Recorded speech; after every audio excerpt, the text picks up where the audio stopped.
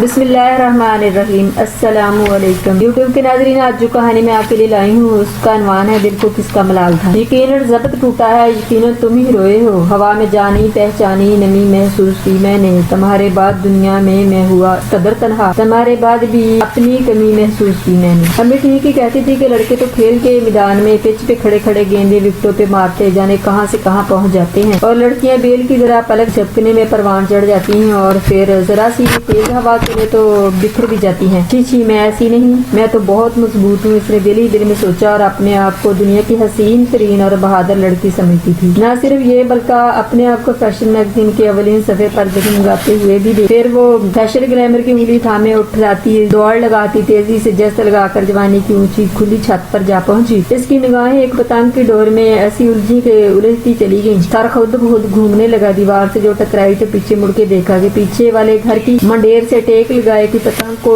ڈھیل دے رہا تھا۔ اسی میں مگن تھا، اس نے نظر بھر کے دیکھا، ہے تو بڑا ہینڈسم، جسے کسی فلمی رسالے کے ٹائٹل سے نکل کر چلا آیا ہو۔ ایسا لگا جیسے کوئی اس کی دل میں اترتا چلا جا رہا ہو، اور ایک ساتھ ہی دل میں سرد اور گرم ابال اٹھنے لگے تھے۔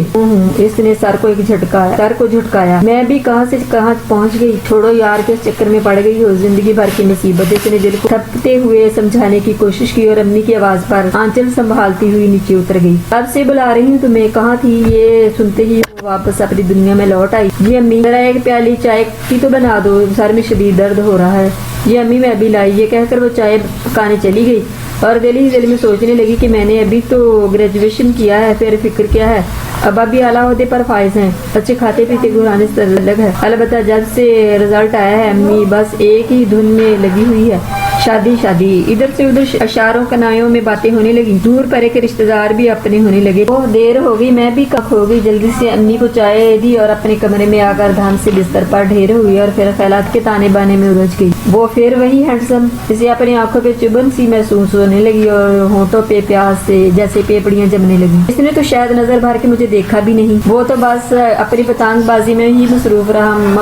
معلوم کرنے پر پتہ چلا کہ ایگزیکٹو سراپے میں مصروف کلرک ہیں۔ بعض دفعہ فطرت کو بھی مذاق سنتا ہے، انکم ٹیکس یا کسٹم کا ہوتا تو پھر بھی چل جاتا۔ مسکین صورت والے کی آمدنی سے 2 وقت کی روٹی تو مل جائے گی، باقی میرے خوابوں کا جو ڈھیر ہے، اور پھر شادی کے بعد دما دم بچے، 1-2 کمرے کا فلیٹ اور شور شرابہ، نہ بابا نہ، میں ایسی زندگی سے ہاری ہی ڈھلی۔ مسئلہ یہ ہے ابھی تو جو رشتے آئے وہ سب مڈل کلاس ہی سے آئے، جو نہ امی کو پسند آیا اور نہ مجھے۔ بہتر تو ہوگا کہ اچھا بزنس مین ہوگا، کم از کم میرے ارمان تو پورے کر سکے گا، مہینہ 2 مہینہ بعد شاپنگ کے لیے کسی غیر ملکی دورے پر اپنے ساتھ تو لے کر جائے گا۔ کل رینا کتنی خوش تھی، اپنی جویلری دکھا رہی تھی اور جو دبئی سے لائی ہے، کاش۔ ابھی وہ سوچ ہی رہی تھی کہ امی کی آواز آئی، سنو ہنی ادھر آؤ، پرسوں زیبا نے اپنی بیٹی کی امتحان میں شاندار کامیابی پر ڈنر رکھا ہے، آپ کو بلایا ہے۔ جی اچھا۔ اب وہ سوچ میں پڑ گئی، ایک تو یہ مسئلہ ہے کہ ہر پارٹی میں ایک نیا سوٹ چاہیے۔ اس نے جلدی سے اپنی الماری کھولی اور کپڑوں کا جائزہ لیا، ایک بھی ایسا نہیں جو کسی نے نہ دیکھا ہو۔ وہ دوڑی دوڑی امی کے پاس گئی، ان کے گلے میں بائیں ڈالی اور ایک نیا سوٹ کی فرمائش کر ڈالی۔ امی بھی رضامند ہوگی، خوش ہوئی، اپنے کمرے میں آئی اور کپڑوں کے برانڈز اور ڈیزائن میں کھو گئی۔ اگلے دن جا کر بہت چھان پھٹک کے بعد ایک عمدہ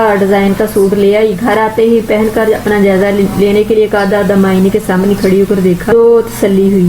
اب تو وہ خلاؤں میں اڑنے لگی۔ اس کے دل کی گہرائی سے اچانک ایک ہوک سی اٹھی، ارے کہیں وہ ہینڈسم وہاں نہ مل جائے، مزہ آ جائے گا، اور فضا کا بھی تو دور پرے کا رشتہ دار ہے۔ چلو کیا ہوا، ہم بھی تو کسی سے کم نہیں، ہم سا ہو تو سامنے آئے۔ آج پارٹی میں جانا تھا، صبح ہی سے تیاریاں شروع ہو گئیں، شلف وغیرہ کروایا، شام ہوئی تو نیا لباس پہنا، ہلکا میک اپ اور خوبصورت ہلکی سی جویلری بھی پہنی۔ اب تو واقعی حسین لگ رہی تھی، خود ہی اپنا جائزہ لیا اور اٹھلاتی ہوئی نیچے اتر آئی۔ امی میں کیسی لگ رہی ہوں؟ بہت پیاری، یہ کہتے ہوئے انہوں نے اپنا رخ دوسری طرف پھیر لیا۔ آتے آ رہے ہیں؟ ہاں بس تمہارے ابا جائیں تو چلتے ہیں۔ ابا بھی آ گیا اور سب گاڑی میں بیٹھ گئے۔ جیسے ہی گاڑی گیٹ کے سامنے رکی، فضا سامنے ہی کھڑی نظر آئی، ہلو ہائی کرتی ہوئی ہاتھ پکڑ کر اندر لے گئی۔ یہاں سب دوستیں منتظر تھیں۔ وہ اب تو شامت ہی آ گئی، سب نے ایک دوسرے پر فکرے بازی شروع کر دی، سب ایک دوسرے کی تعریف ہی کر رہے تھے۔ امی اور ابا دوسرے کمرے میں تھے، روایتی انداز میں لوگ ایک دوسرے کے بال بچوں کا احوال پوچھ رہے تھے اور سب چھوڑ چھاڑ کالج कि दोस्तों से बातों में मसरूफ रही। बातों ही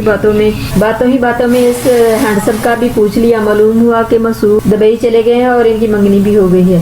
पारी किस्मत। थोड़ी देर दिल में हलचल सी मची और फिर बाद में यूं महसूस होने लगा जैसे हर चीज पर बर्फ जमना शुरू हो गई हो। बीना ने जब इसे चुटकी काटी तो वो होश में इशारा करते हुए बोली, जरा इन साहिबा को तो देखो, तुम्हें कैसे देख रही है। इसके कहने पर वो भी मतवज्जा हुई और वाकई वो तो इसके वजूद का ऐसा जायजा ले रही थी जैसे कुर्बानी का बकरा। अब तो सबने ये इस बात का नोटिस ले लिया और लगी इसे छेड़ने। अब बस बच्चू, अब तुम्हारी खैर नहीं। सब दोबारा ही इसी छेड़छाड़ खुशगपियों में मसरूफ हो गए। खाने से फारग होकर लोग बाहर लान में चले आए और हंसी मजाक का सिलसिला चलता रहा। बहुत मजा आया। सा मेहमान रुखसत होने लगे तो खाला ने बताया कि वो शानी भाई के दोस्त आमिर की वालदा थी जो हमारे मुतल्लिक तमाम मालूमात हासिल कर चुकी थी। बस रिश्ता आने ही वाला है। अम्मी बड़ी जज्बाती बातें कर रही थी और वो इनकी बातों को किसी ड्रामे का किरदार समझकर सुनी करती रही। वासी बात खत्म के बावजूद बिस्तर पर लेटते ही ज़हन कलाबाजियां खाने लगा। नींद जाने कहाँ खो गई और वो माजी के अंधेरे कुएं में डूबती चली गई। न जाने कौन कौन याद आने लगा। कॉलेज के जमाने के दोस्त, तकरीरों के मुकाबले, महफिल मुशायरा, बेतबाजी, गर्ज एक फिल्म सी चलती रही और न जाने कब आंख लग गई। ये वजह थी कि सुबह फजर की नमाज कज़ा हो गई और अगर अम्मी ना उठाती तो शायद सोती ही रहती। जब किचन में काम कर रही थी तो अम्मी अब्बा की सरगोशियां मुझे साफ सुनाई दे रही थी। जैसे यही लगता था कि अगर रिश्ता अच्छा है तो बस शादी कर देंगे। घर में शानी का आना जाना लग गया। इससे पहले भी कई बार इसने महसूस किया कि वो किसी फलदार दरख्त का सबसे ऊंचा फल है और शानी नीचे मुंह खोले खड़ा इसका इंतजार कर रहा है। वो तो काम मेरी आड़े आ गई। खैर बेचारे अब तो शादीशुदा हो चुके थे और अब तो अपनी कजन यानी मेरी शादी की फिक्र थी। असल में तो वो ये बताने आए थे कि वो रिश्ते के लिए आना चाहते हैं। अम्मी ने बखुशी 2 दिन बाद लाने का कह दिया और इनका इस्तकबाल की तैयारियां शुरू हो गई। खाला को बिलारी आबादी तो इस्लामाबाद में होती थी, वरना वो भी आ जाती। शाम हुई, वो लोग आ गए। रवायती अंदाज से खातर मदारत की। साहबजादे भी अच्छे, स्मार्ट और महजब थे। इनकी वालदा मेरी रग में उतरने की कोशिश कर रही थी। खाला और फूफो करीद कर रिश्तेदारियां निकाल रहे थे। एक दूसरे के शजरे किताबों से बाहर आ गए। अब दोनों पर यकीन मुतमिन हो गए तो अपने यहाँ आने की दावत देकर चले गए। अम्मी की 17 बरसाती आंखें मुझसे लिपट गई और मैं मुस्तकबिल के ख्वाबों खूबसूरती में चकोले खाते हुए अपने बेडरूम तक पहुँच गई। पीछे पलट जो देखा तो शानी मुस्कुरा रहे थे और मुंह से शहनाई की बेसुरी धुन बजा रहे थे। जन क्या इरादे हैं, बस अब तो शादी कर ही डालो वरना सब लड़के हाथ से निकल जाएंगे। थोड़ी सी प्यार भरी डांट पिलाकर कमरे से चले गए। अब तो मैं भी सोच में पड़ गई थी। दीवार की तरफ जो पलटी तो दीवार पर 2 बड़ी ख्वाबी आंखें हर जगह चिपकी हुई नजर आ रही थी। मैं मुस्तकबिल के हसीन ख्वाबों की वादी में पहुंचकर सो गई। यूं आने जाने का सिलसिला भी चल पड़ा। आखिरी मुलाकात में जब इनकी वालदा तशरीफ लाई तो कहने लगी, हमारे बेटे तो जहेज के बहुत खिलाफ है, लेकिन दुनियादारी भी तो है, करना पड़ती है। मेरी बहनों की बहूएं तो इतना जहेज घर में लाई है कि घरों में इजाफा करना पड़ा जहेज का सामान सेट करने के लिए। वालिदैन अपनी बेटियों को जो भी देते हैं वो अपनी बेटी को देते हैं। बड़ी चीजें ना सही, सी फ्रिज, गाड़ी ना सही, सास नंदों के लिए छोटा मोटा जेवर तो आजकल सब ही देते हैं। जो जरा पैसे वाले होते हैं वो दुकान या फ्लैट भी देते हैं ताकि आइंदा जिंदगी गुजारना सहल हो जाए। वैसे हमारे यहाँ अल्लाह का दिया सब कुछ है। वो ये सब सुनाकर चली गई। अगले रोज जब शानी को बताया तो वो खामोश हो गए। अम्मी तो तुली बैठी थी, अब्बा हिल मिल थे और मैं तलवार की तेज धारी नोक पर। मैंने जब ये सुना तो इनकार कर दिया। अम्मी अब्बा भी थोड़ी देर तक अजीब मखमसे में पड़े रहे। खैर बात आई गई होगी, जिंदगी मामूल पर आ गई। 2 या 3 माह बाद इतला मिली कि शम्मी की मंगनी हो रही है। शम्मी तायाजात बहन थी, जाना भी जरूरी था। अब कुछ शर्मसारी आड़े आ रही थी। बादल खासा जाना पड़ा मगर कुछ बेदिली छाई रही। रस्में मंगनी शुरू हुई तो लड़के को स्टेज पर बुलाया गया। वो ये तो जाना पहचाना सा लग रहा है। करीब जाकर देखा, अरे ये सारम है, यूनिवर्सिटी का खामोश तबा खामोश निगाहें। आज भी वो इसी अदा से खामोश बैठा था। शम्मी के पीछे टिकटी बांधे इसे देख रही थी। ओह ये क्या हो गया, मेरे दिल में मछली पकड़ने की कुंडी अटकी। ऐसा लगा जैसे किसी ने गुद्दी से पकड़कर मेरा सर घुमा दिया। मैं चकराती हुई कमरे में चली गई। यूं महसूस होने लगा जैसे घड़ी की सुइयां अपनी उल्टी घूमने लगी हूँ। तू करके टाइम पास किया। घर आकर किसी से बात किए बगैर अपने कमरे में चली गई। बोझल कदमों से सैंडल हटाना मुश्किल हो रहा था। मेरी ज्वेलरी मुझे जांगलूद लगने लगी थी। बेदिली से कपड़े तब्दील किए। बिस्तर पर धड़ाम से गिरी आंखों के समंदर में तो यानी आ गई। दिल की बस्ती गहरे पानी में डूब गई मगर दिल का एक खुफिया खाना ही बच गया।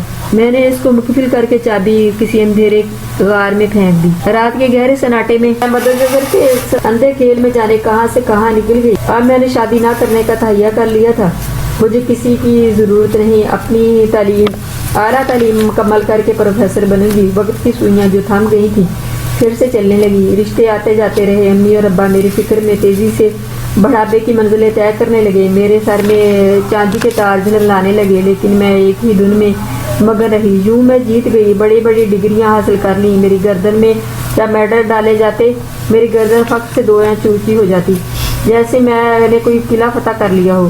اب تو مجھے پڑھے لکھے لوگ بھی جاہل نظر آنے لگے، میں اب ایک نامور پروفیسر بن چکی تھی۔ امی اور ابا دونوں داغ مفارقت دے کر چلے گئے، بڑی بہن اور اس کے بچے بھی امریکہ چلے گئے، میں اکیلی رہ گئی۔ اب میں ایک پوش علاقے کے خوبصورت ترین بنگلے میں رہتی ہوں جو دنیا کی تمام آسائشات سے سجا ہوا ہے۔